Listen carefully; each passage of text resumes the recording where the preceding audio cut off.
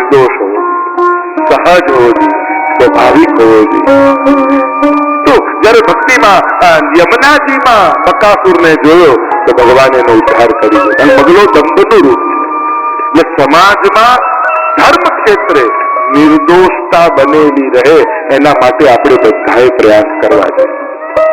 આગળ 12, 13 અને 14 અધ્યાય જેને મહાપ્રભુ પ્રક્ષિપ્ત માને છે, જેમાં બ્રહ્માજીના મોહની કથા આવે। ઠાકોરજી બધા સખાઓને કહ્યું કે કાલે શ્યામ ઢાક પર આપણે છાક લીલા કરીશું। બધા જ ઘરે જઈને પોતાની માઈયાને કહેજો કે સુંદરથી સુંદર સામગ્રી બનાવે, કાલે છાક લીલા થવાની છે। સખાઓ તો પ્રસન્ન થઈ ગયા।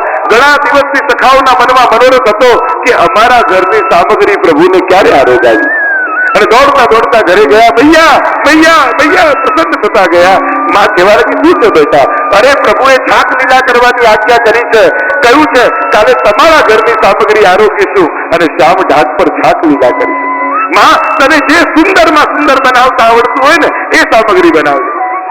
અને આખી રાત ગોપીઓએ સુંદર સુંદર સામગ્રીઓ સિદ્ધ કરી છે। બીજા દિવસની સવાર પડી અને ટોપલીમાં સુંદર સામગ્રીઓ પધરાવીને કલતાન બાંધી દીધો, ટોકરી તૈયાર કરી દીધી। બાળકને કહ્યું, બેટા ઠાકોરજીને પ્રેમથી આરોગ આવજે, તારા હાથે આરોગ આવજે, અને આરોગ આવે ને તો મારી પ્રસુદ્ધિ લેજે। બધા સખાઓએ છાકની ટોકરી લઈ લીધી છે। વાછરડાઓને લઈને પ્રભુ શ્યામ ઢાક પર પધાર્યા છે। દાઉજી અને પ્રભુ વચ્ચે બિરાજમાન થયા અને બધા સખાઓ કુંડાળું કરીને ગોઠવાઈ ગયા અને હવે બધા પોતપોતાની ટોકરી ખોલી રહ્યા છે। અરે લાલન, મારી મૈયા પેડા બહુ સુંદર બનાવે, જે પેડા આરોગ્ય। અને પ્રભુ આરોગ્ય અને બોલે, हाँ बहुत सुंदर है, बहुत सुंदर है। अरे बीजो कहे, मारी भैया बर्फी बहुत सुंदर बनावे, ले हाँ आरोग। प्रभु आरोग्य ने वखाण करे, बहुत सुंदर है, बहुत सुंदर है। अरे कहे बीजो सखा, अरे मीठो मीठो कहाँ तक खाएगो, मेरी भैया फीको बड़ो सुंदर बनावे, ले ये आरोग। અને પ્રભુ આરોગ્ય વખાણ કરે, બહુ સુંદર છે, બહુ સુંદર। અને પ્રભુ જયારે બધાની સુંદર સુંદર સામગ્રી આરોગી રહ્યા છે, એટલામાં દૂર ઉભરેલો એક મધુમંગલ નામનો ગરીબ બ્રાહ્મણનો દીકરો દૂરથી જોઈ રહ્યો છે। પ્રભુ કોઈના પેડા, કોઈની જલેબી આરોગી રહ્યા છે। બધા જ પોતપોતાના ઘરની સામગ્રી પ્રભુને આરોગાવી રહ્યા છે, અને હું તો કઈ લઈને નથી આવ્યો। અરે આવો અવસર, આવો મનોરથ ફરી ક્યારે પ્રભુ કરે, કોણ જાણે। આ અવસર આવ્યો છે તો મારે ચૂકવું નથી। દોડતો દોડતો ઘરે પાછો ગયો, મૈયા મૈયા મૈયા કરતો આવ્યો। શું છે બેટા? મૈયા, પ્રભુ બધાના ઘરની સામગ્રી આરોગી રહ્યા છે, મારી પણ ઈચ્છા છે કે આપણા ઘરની સામગ્રી પ્રભુને આરોગે। મૈયાનું હૃદય ભરાઈ આવ્યું। બેટા, આપણે તો ગરીબ બ્રાહ્મણ, આપણા ઘરમાં તો કાંઈ નથી। માં કંઈક તો હશે। બધા ડબ્બા ઊંધા કરીને બતાવ્યા, જો બેટા તારી આંખે જો કઈ નહીં। ના માં, આવો મોકો ફરી ક્યારે મળે, કોણ જાણે। આજે અવસર આવ્યો છે, મારા હૃદયનો ભાવ છે કે આપણા ઘરની સામગ્રી પ્રભુને આરોગ। મૈયાનું હૃદય ભરાઈ આવ્યું। બેટા તારી આંખે જોઈને કઈ જ નથી। માં કંઈક તો હશે ને, યાદ તો કર। ત્યારે માએ કીધું, હા બેટા, પરમ દિવસની ખાટી છાશ પડી છે, પણ બેટા બહુ ખાટી છે। અરે જે હોય આપ તો ખરી મને। આજે અવસર મળ્યો છે તો આપણા ઘરની સામગ્રી પ્રભુને આરોગાવું। કુંડામાં ખાટી છાશ ભરી દીધી। બેટા બહુ ખાટી છે, આગ્રહ ન કરતો પ્રભુને શ્રમ પડશે। અને કુંડળમાં મળેલી છાશ જોઈ મધુમંગલ તો પ્રસન્ન થઈ ગયો। દોડતો દોડતો દોડતો દોડતો શ્યામ ઢાક પર આવ્યો અને દૂરથી જુએ તો કોઈની જલેબી, કોઈના પેડા અને કોઈની બરફી પ્રભુ આરોગી રહ્યા છે।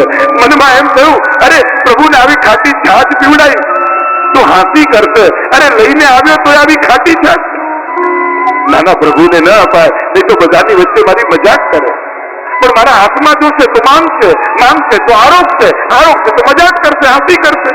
નાના પ્રભુને ન અપાય તો આનું કરું શું? વિચારતા એમ થયું, લાવ હું જ પી જઉં, એટલે પ્રભુ માંગે જ નહીં।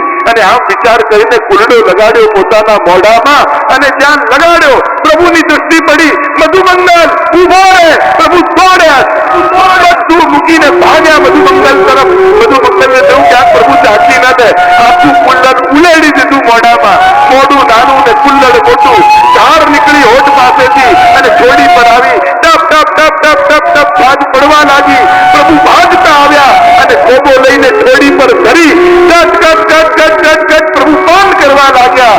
અને પીધા પછી મોઢું ચોખ્ખું કરી પ્રભુ બોલ્યા, આવી મીઠી છાશ તો ક્યારે નથી પીધી। મધુમંગલ ગોપાષ્ટમીનું વર્ણન આવ્યું।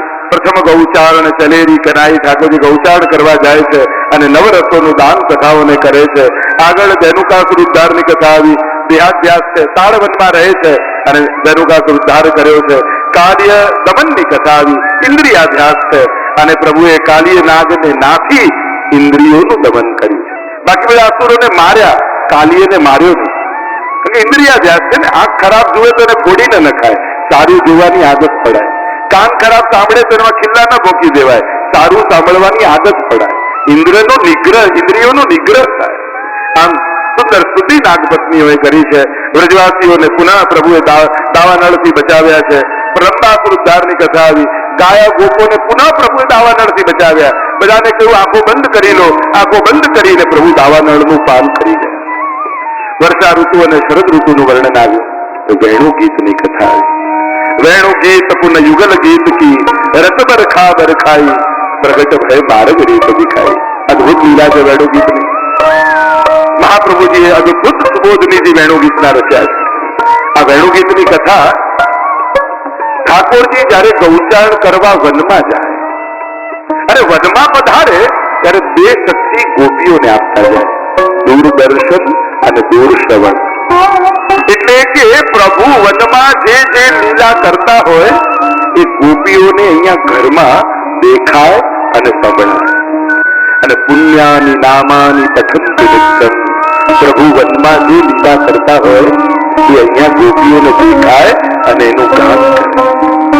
ઠાકોરજી ગાયો અને ગોપોને લઈને જયારે વૃંદાવનમાં પ્રવેશ કરે છે અને વેણુનાદ દ્વારા, જો વેણુનાદની લીલા એ ખાલી વાંસળી વગાડવાની લીલા પણ નાદના પાત્રમાં ભગવાન પોતાની સુધા પધરાવી દરેકને સુધાનું દાન કરે છે. એ લીલા એ વેણુ ગીતની લીલા છે. પ્રભુ જો વેણુ ગીત, વેણુનાદ, વેણુ કુંજન, વેણુ રવ આ બધાના સૂક્ષ્મ ભેદો બતાવ્યા તો ટેડો મુગટ એ રસ્તાનનું સૂચક છે.